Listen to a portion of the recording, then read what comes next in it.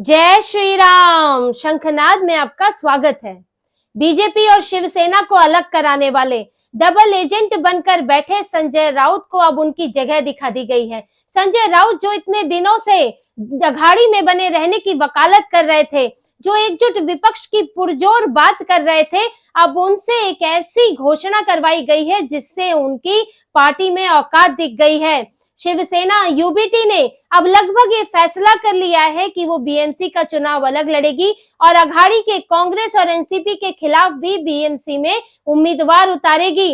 उद्धव ठाकरे ने अपने कॉर्पोरेटर्स, अपने नेताओं के बार बार उनकी तरफ से डाले जा रहे दबाव के बाद अब ये तय कर लिया है कि बीएमसी का चुनाव यूबीटी ने अकेले ही लड़ना है और अपनी सभी सीटों पर अपने उम्मीदवार उतारे जाएंगे। और देखिए, इसकी घोषणा ना आदित्य ठाकरे ने की, ना उद्धव ठाकरे ने की, इसकी घोषणा संजय राउत से कराई गई। और संजय राउत ने मीडिया में ये कहा कि बीएमसी में यूबीटी अकेले लड़ सकती है। उन्होंने मीडिया में ये बयान साफ साफ दिया है कि यूबीटी के अंदर उनके सभी नेता हैं, सांसद हैं, विधायक हैं, कॉर्पोरेटर्स, वो बार बार ये कह रहे हैं कि अघाड़ी के साथ चुनाव नहीं लड़ना चाहिए, यूबीटी को अकेले उतरना चाहिए और अपना हिंदुत्व का एजेंडा दिखाना चाहिए, पूरी तरह से हिंदुत्व पर चलना चाहिए। और इसीलिए ये संभव है कि यूबीटी जो है वो बीएमसी में अकेले चुनाव लड़ेगी। सर्वे हुआ है पार्टी में और इसको लेकर जल्द ही घोषणा होगी।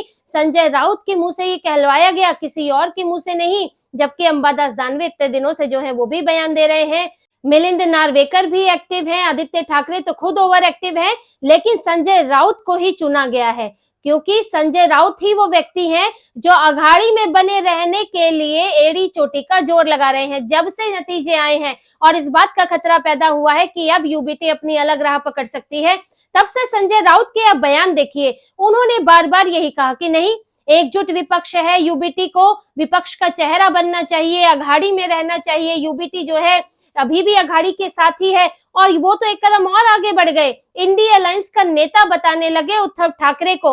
ये ऐसे ही बरगलाते हैं उद्धव ठाकरे को। जब बीजेपी के साथ थे तो बताया कि तुमको बड़ा भाई होना चाहिए, जो बाला साहेब ठाकरे थे वो बड़े भाई की तरह थे, लेकिन उद्धव ठाकरे को ये नहीं बताया कि उनमें क्या बाला साहेब ठाकरे जैसी कुवत और उनके जैसे विचार हैं, उनके जैसा साहस है।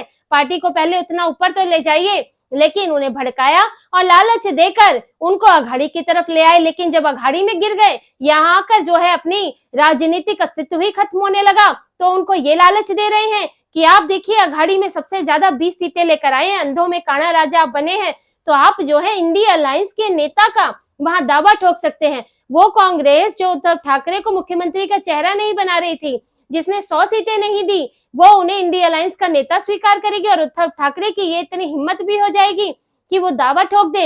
ये सब संजय राउत की कारस्तानी है, जो शरद पवार के साथ मिलकर प्लान बनाते हैं कि जिनको ये डर रहता है कि अब उद्धव ठाकरे अलग हो जाएंगे और वो फिर हिंदुत्व की राजनीति ही करेंगे और यहाँ बीजेपी के साथ अगर आगे आ गए, नहीं भी आए तो भी हिंदू वोट जो है वो एक तरफा पड़ेंगे, एनसीपी के पास या कांग्रेस के पास नहीं पड़ेंगे। इसीलिए वो चाहते हैं कि यूबीटी अघाड़ी में रहे और इसलिए उद्धव ठाकरे को लालच देते हैं। लेकिन इस बार संजय राउत और उद्धव ठाकरे के बेटे आदित्य ठाकरे, जो कि संजय राउत की उंगलियों पर आजकल वो नाचने लगे हैं, उनकी नहीं चली, क्योंकि यही दो लोग हैं जो बार बार उद्धव ठाकरे को अघाड़ी की तरफ खींचकर ले जाते हैं और उद्धव ठाकरे कान के कच्चे, राजनीति के कच्चे हैं, तो वो जो है इनकी बातों में आ जाते हैं।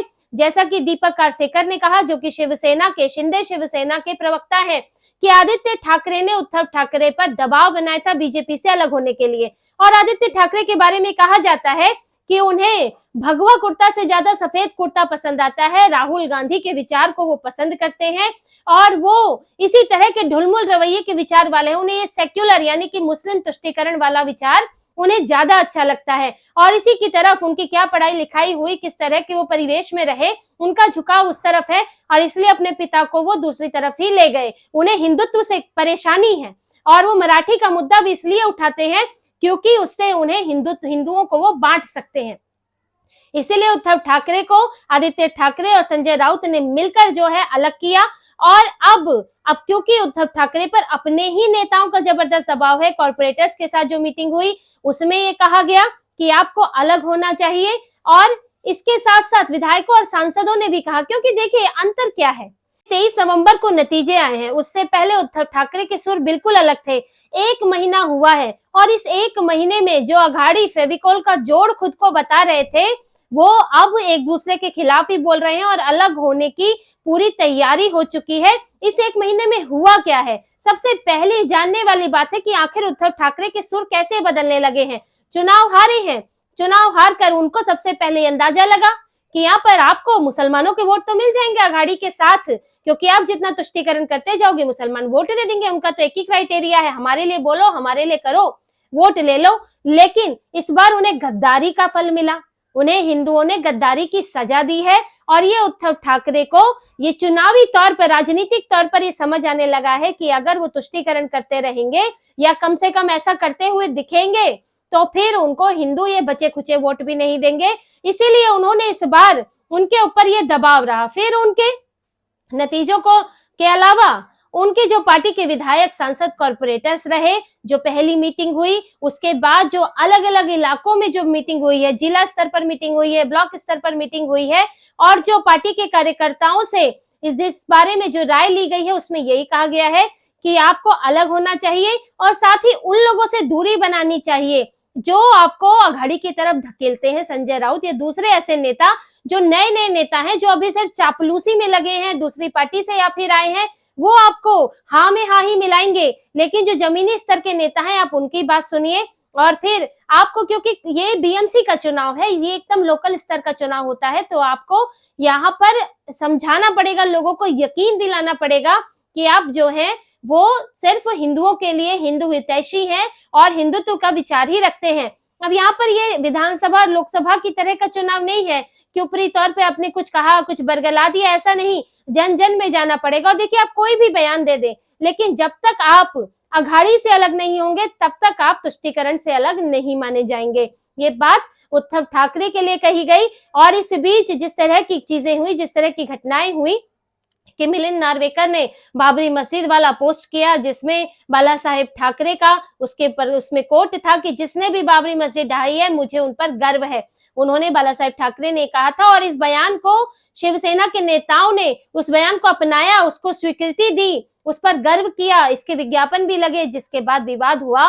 सपा के अबू आजमी विवाद करने लगे, उलेमा बोर्ड ने, उन्होंने कह दिया कांग्रेस को और एनसीपी को कि उद्धव ठाकरे से रिश्ता तोड़ लें, उससे अलग हो जाएं, क्योंकि उन्होंने बाबरी मस्जिद पर जो है विज्ञापन छापा था।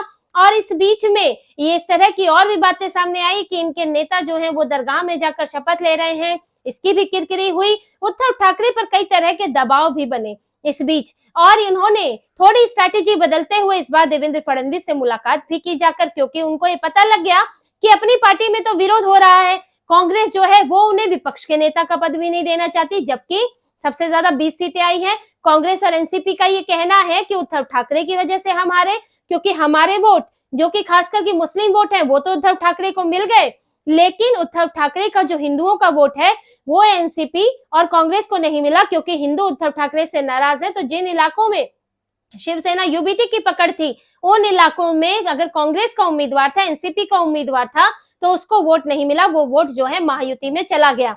इसीलिए कांग्रेस और एनसीपी, खासतौर से कांग्रेस, एनसीपी क्योंकि शरद पवार तो अभी अपने अंदरूनी पारिवारिक मामलों से ही सुलझ रहे, अभी वो उनसे ही निपट रहे हैं, तो कांग्रेस जो है वो उद्धव ठाकरे पर आरोप लगा रही है और उद्धव ठाकरे कांग्रेस पर आरोप लगा रहे हैं कि मुंबई में हमें ज्यादा सीटें मिली होती तो हम ज्यादा सीटें जीतते, ये हमारा गढ़ है, वगैरह वगैरह। गढ़ उनका है, वो तो बीएमसी में पता चलेगा कि उनका गढ़ जो है अब वो कितना सुरक्षित बचा हुआ है। तो उद्धव ठाकरे इन सब चीजों का उनके ऊपर इस जबरदस्त दबाव बना कि अगर वो अब फैसला नहीं लेते अघाड़ी से अलग होने का, तो उनके सांसद, विधायक, कॉर्पोरेटर सभी चले जाते और चुनाव तो वो हारते ही हारते, साथ में वो पहले से ही उनकी पार्टी खाली होनी शुरू हो जाती, क्योंकि पहले ही शिंदे के संपर्क में है उनके विधायक, जैसा कि दावा किया गया था 10-12 विधायक तो संपर्क में बताए जा रहे हैं। वो उद्धव ठाकरे के जो आगे की उनकी रणनीति है उसका इंतजार है कि वो क्या रास्ता अपनाते हैं। लेकिन अब भी संजय राउत जैसे लोगों को उन्होंने, क्योंकि अब भी पार्टी में रखा है, उन्हें ठीक से उनको उनकी सजा नहीं मिल रही है, जो उन्होंने हिंदुओं को नुकसान पहुंचाया है, शिवसेना को नुकसान पहुंचाया है, उसकी सजा नहीं मिल रही है। इसलिए अब भी संजय राउत ये कहने में लगे हैं कि हम भले ही बीएमसी में अलग लड़ रहे हैं, लेकिन अघाड़ी जो है वो अलग नहीं हुआ है, हम साथ बने रहेंगे, जैसे बीजेपी के साथ गठबंधन रहते हुए हम अलग लड़े थे बीएमसी में, अब भी संजय राउत जो है वो बीच बीच के रास्ते पर चलाने की कोशिश कर रहे हैं उद्धव ठाकरे को,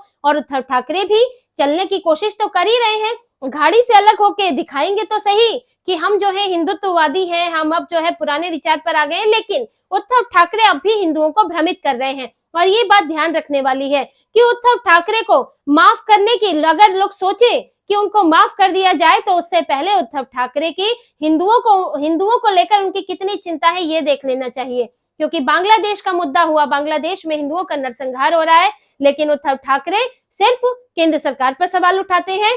आप देखिए कोलकाता में क्या हो रहा है, कोलकाता में बीजेपी के नेता, जबकि सरकार ममता बनर्जी की है, लेकिन कोलकाता में बीजेपी के नेता हिंदू संगठन मिलकर प्राइवेट अस्पतालों में जा रहे हैं, ज्ञापन दे रहे हैं और बोल रहे हैं कि यहाँ पर बांग्लादेशियों का इलाज नहीं होना चाहिए। और एक प्राइवेट अस्पताल ने तो घोषणा भी कर दी है कि वो बांग्लादेश के मुस्लिमों का इलाज वो वहां पर नहीं करेगा। अब यही क्या उद्धव ठाकरे की पार्टी ये मुंबई में नहीं कर सकती? क्या वो अस्पतालों को ज्ञापन नहीं दे सकती? क्या दबाव नहीं डाल सकती? क्या उन्होंने कोई विरोध प्रदर्शन किया? क्या आदित्य ठाकरे ने एक बार भी संबंध में बोला? नहीं, सिर्फ केंद्र सरकार क्या कर रही है, ये हाथ में हाथ रखकर बैठे रहे। यही हिंदुत्व है कि हिंदुत्व की परिभाषाएं गढ़ते रहो, हृदय में राम रखो, मुंह पे मत लाओ। आदित्य ठाकरे तो यही बोलते हैं। तो उद्धव ठाकरे हिंदुओं को भ्रमित करने की कोशिश तो कर रहे हैं कि अघाड़ी से अलग दिखने की कोशिश करके, और ये दिखाकर कि हमारे के उलेमा बोर्ड जैसे जो बोर्ड है वो हमारे खिलाफ इस वक्त हो गए हैं, और छुटपुट हिंदुओं के मुद्दे उठाकर, बीजेपी पर सवाल उठाकर वो कोशिश कर रहे हैं कि मैं हिंदू हितैषी दिखूं और मुझे मेरी गद्दारी के लिए माफ कर दिया जाए। लेकिन लोगों को उनका ये पैंतरा समझने की जरूरत है कि उद्धव ठाकरे को आखिरी चोट देना जरूरी है, क्योंकि अगर वो लोकसभा में उनका बंटाधार हुआ, 21 में से 9 सीटें लाए, विधानसभा में भी उनका बंटाधार हुआ, 20 सीटें लाए, अब बीएमसी की बारी है और ये ताबूत में आखिरी कील होगी। अगर उद्धव ठाकरे बीएमसी हारते हैं तो फिर उनकी पार्टी, अभी बची खुची पार्टी भी पूरी तरह से खत्म हो जाएगी।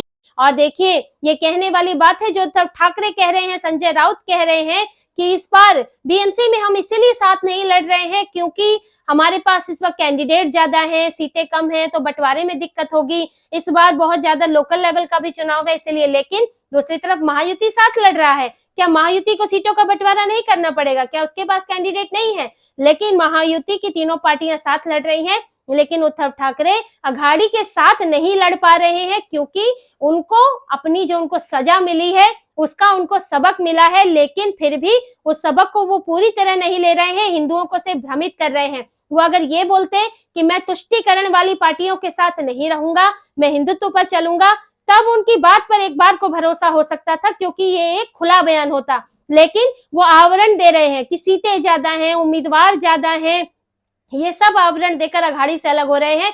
तो ये उनकी मजबूरी दिखाता है और हिंदुओं को भ्रमित करने का तरीका दिखाता है। इसीलिए संजय राउत जैसे उनके नेता उनको इसी तरह की सलाह दे सकते हैं, पर फिलहाल संजय राउत जो अभी तक उद्धव ठाकरे को चलाते आ रहे थे, अब उनको पार्टी के दूसरे नेताओं के आगे झुकना पड़ा और धीरे धीरे उनकी अहमियत अब पार्टी में घटती जा रही है और सिर्फ वो एक बड़बोले नेता बनकर रह जाएंगे। तो इसी तरह की और खबरें और विश्लेषण आपके लिए लाते रहेंगे। हमसे जुड़े रहिए, सब्सक्राइब कीजिए, कमेंट कीजिए। बहुत बहुत धन्यवाद। जय श्री राम।